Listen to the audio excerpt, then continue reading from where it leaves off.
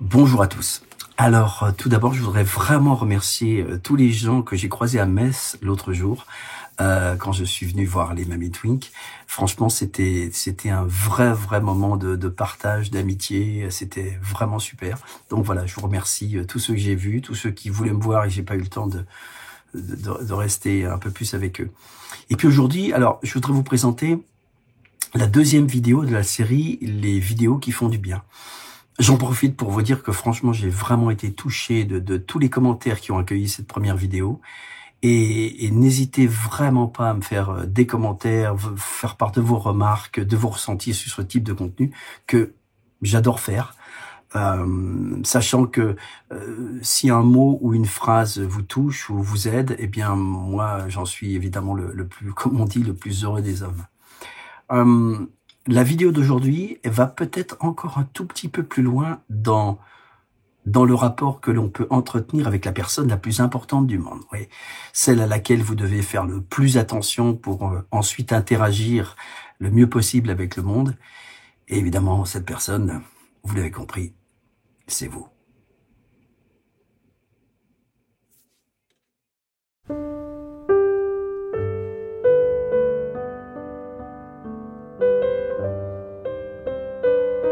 Être en amitié avec soi-même. Pour avancer sur le chemin du bien-être, vous devez être de votre propre côté. Oui, non contre les autres, mais pour vous-même. Pour beaucoup de gens, c'est plus difficile qu'il n'y paraît. Quand vous étiez enfant, peut-être vous a-t-on donné l'impression que vous ne comptiez pas autant que les autres. Chaque fois que vous avez tenté de vous défendre, peut-être vous a-t-on bloqué ou écrasé. Au fond de vous-même, peut-être avez-vous le sentiment de ne pas mériter d'être heureux. Songez à ce que signifie être un véritable ami pour quelqu'un. Puis, demandez-vous si vous êtes réellement un ami envers vous-même. Si ce n'est pas le cas, peut-être êtes-vous trop dur avec vous-même, trop prompt à vous dévaloriser, trop peu conscient de ce que vous accomplissez chaque jour, trop réticent à vous protéger des agressions ou à exprimer vos besoins réels, trop résigné à vos souffrances ou trop lent à prendre les mesures nécessaires, à la fois dans votre esprit et à l'extérieur, dans le vaste monde, pour améliorer votre vie.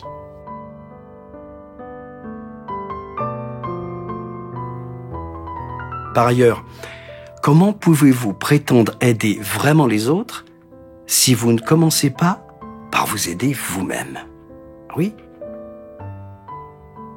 Le fondement de toute pratique est de vous souhaiter du bien, de faire en sorte que vos peines, vos besoins et vos rêves aient de l'importance pour vous. Tout ce que vous ferez pour vous-même sera alors mu par une formidable énergie.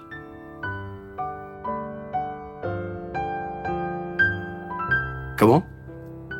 Plusieurs fois par jour, posez-vous les questions suivantes.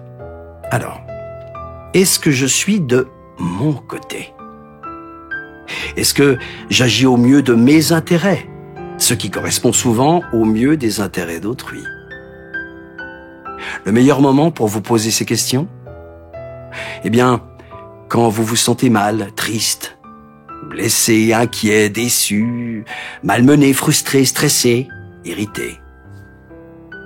Quand on vous pousse malgré vous à faire quelque chose. Quand vous savez que vous devriez agir pour votre bien.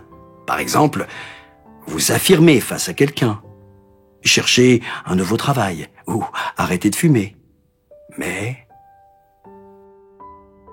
que vous reculez. Dans ces moments-là, ou de manière générale, imaginez-vous en présence d'une personne qui tient à vous. Vous aurez alors le sentiment de compter ou d'être valorisé, un préalable essentiel si vous voulez passer de votre côté. Rappelez-vous ce que vous ressentez quand vous êtes du côté de quelqu'un, qu'il s'agisse d'un enfant ou d'un ami proche, voire d'un animal de compagnie. Notez les différents aspects de cette expérience, tels la loyauté, la prévenance, la cordialité ou la détermination. Laissez la sensation d'être du côté de quelqu'un grandir dans votre conscience.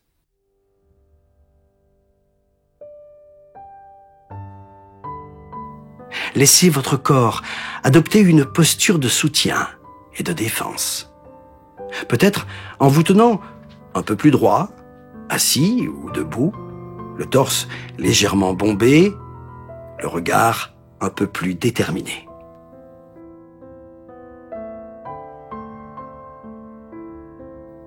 Oui, c'est un moyen de renforcer votre expérience en activant la cognition incarnée.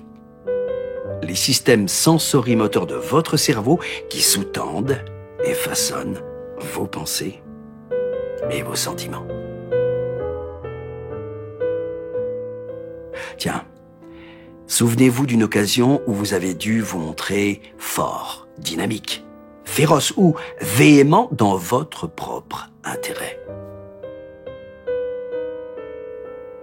Il pourrait simplement s'agir de la dernière étape d'un programme d'entraînement physique qui vous a obligé à mobiliser votre dernière once de volonté.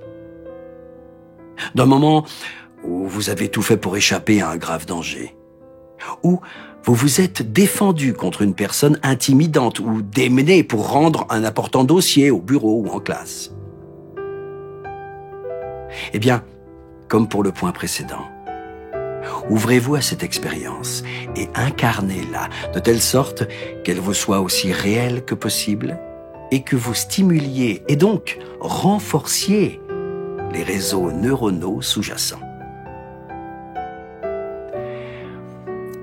Revoyez-vous enfant, doux, vulnérable, précieux, et étendez la même attitude de loyauté, de force ou de prévenance à ce petit garçon ou à cette petite fille. Imaginez que vous ayez ce même sentiment, cette même posture de loyauté, de force et de prévenance envers vous-même aujourd'hui. Soyez conscient de ce que vous ressentez dans votre corps quand vous êtes de votre côté. Ouvrez-vous à ces sensations et encouragez-les autant que possible. Notez toute résistance et là, essayez de lâcher prise. Demandez-vous, si je suis de mon côté, quelle est la meilleure chose à faire ici? Puis agissez tout de suite du mieux possible. Souvenez-vous, être de votre côté signifie tout simplement être attentif à votre bien-être. Vous souhaitez vous sentir heureux plutôt qu'inquiet, triste, coupable ou en colère. Vous voulez que les gens vous traitent bien plutôt que mal. Vous voulez aider votre futur moi, la personne que vous serez la semaine, l'année ou la décennie prochaine, à avoir la meilleure vie possible. Votre expérience compte à la fois pour la vie qui se déploie moment après moment et pour les traces durables que vos pensées et vos sentiments laissent dans votre structure cérébrale.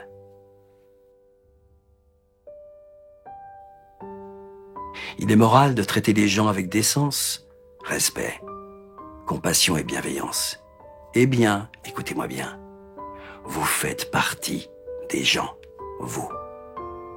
Vos droits, vos opinions, vos besoins et vos rêves ont autant de valeur que ceux de n'importe quelle autre personne sur Terre. Alors, quand vous prenez soin de vous-même, vous avez plus à offrir aux autres, à vos proches et au vaste monde.